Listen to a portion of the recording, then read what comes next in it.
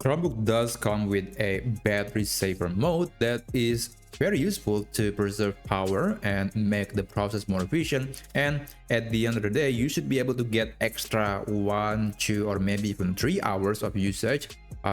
And that's something that's valuable, especially if you are away from electrical grid or you don't have a power bank and you just want to use your Chromebook device as long as possible. And here's how you can enable the the power saver or the battery saver mode. So what you can do is you have to navigate to the launcher menu and then open settings. And after that, you want to navigate to system preferences and go to power. And here there is an option for battery saver.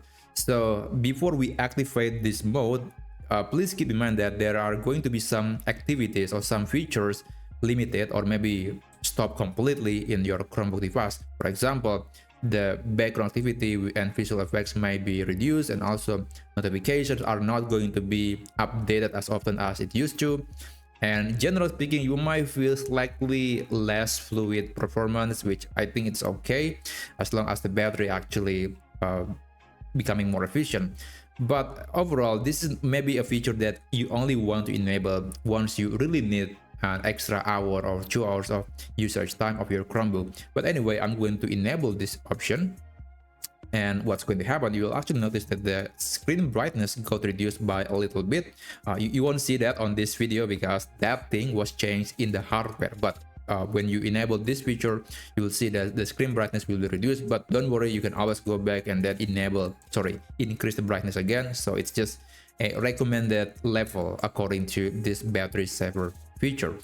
So yeah, I guess that's pretty much it. And if you want to disable it, you can actually just go back to this feature. You can go back to this menu and then disable this feature, the battery saver feature. And as far as I know, there is actually a way to just quickly access the feature by going to clicking on that battery icon, battery percentage, and then it will open this battery saver menu where you can enable and also disable that mode. So I hope you found this video to be helpful, and I'll see you on the next video.